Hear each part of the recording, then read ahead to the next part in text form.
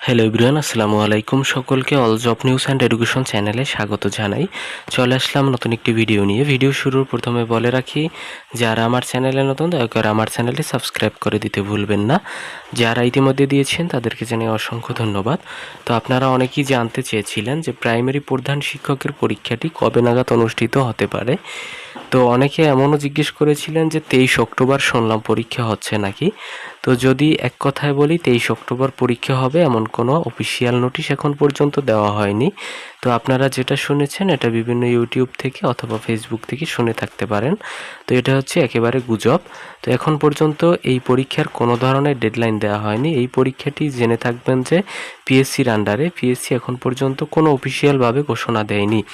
তো পরীক্ষা কবে নাগাদ অনুষ্ঠিত হতে পারে? তো আমাদের ধারণা হচ্ছে ডিসেম্বরের আগে কোনো ধরনের পরীক্ষা হবার কোনো সম্ভাবনা নেই। কারণ হচ্ছে দেখেন, এর পিছনে আপনার বর্তমানে কিন্তু পরীক্ষা অনুষ্ঠিত হতে হলে আপনার যেহেতু 7 লক্ষ আবেদন পড়েছে, তো এর জন্য পরীক্ষা অনুষ্ঠিত করতে হলে কিন্তু ব্যাপক টাকারও একটি প্রয়োজন আছে। তো সব মিলিয়ে ঝিলিয়ে কিন্তু পিএসসি এখন বর্তমানে এই আপনার অনেক সময় নেবে, ডিসেম্বরের আগে সম্ভাবনা নেই বললেই চলে।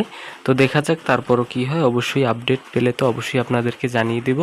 তো এই মুহূর্তটাই কিন্তু আপনারা অবশ্যই পড়াশোনার মধ্যে লেগে থাকতে হবে। আপনি যদি মনে করেন পরীক্ষা যেহেতু ডিসেম্বরের দিকে হওয়ার সম্ভাবনা আছে, তাহলে আমি পড়াশোনার গ্যাপ হয়ে গেলে কিন্তু তখন সমস্যা।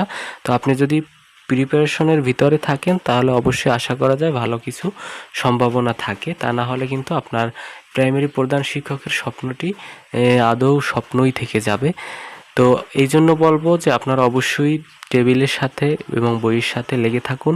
এবং হচ্ছে অনেকেই জানতে চেয়েছিলেন এর কেন্দ্র কোথায় হবে। কেন্দ্র এখন পর্যন্ত ঢাকাতে হবার সম্ভাবনা রয়েছে, তবে এটি হচ্ছে আপনার অন্তর্বর্তীকালীন সরকারের সময় নিয়োগ ছিল। তো তখন একটি গুঞ্জন উঠেছিল প্রশ্ন ফাঁসের, ঠিক তখনই কিন্তু এর পরীক্ষার কেন্দ্র ঢাকাতে নেওয়া হয়। কিন্তু এখন কিন্তু নতুন সরকার, তো নতুন সরকার চাইলে কিন্তু আপনার জেলা শহরগুলোতেও নিতে পারে। কারণ হচ্ছে প্রাইমারির পরীক্ষাগুলো মূলত হয় হচ্ছে আপনার জেলা শহরে।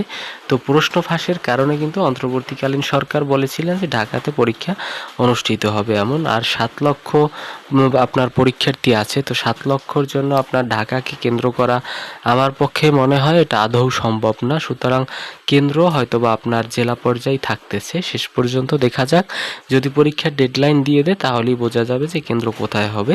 তো আশা করি আপনারা সকলেই বুঝতে পারছেন। এই ছিল আজকের ভিডিও। দেখা হবে পরবর্তী কোনো ভিডিওতে। সঙ্গে থাকুন আমার চ্যানেলের। ধন্যবাদ সকলকে। আল্লাহ হাফেজ।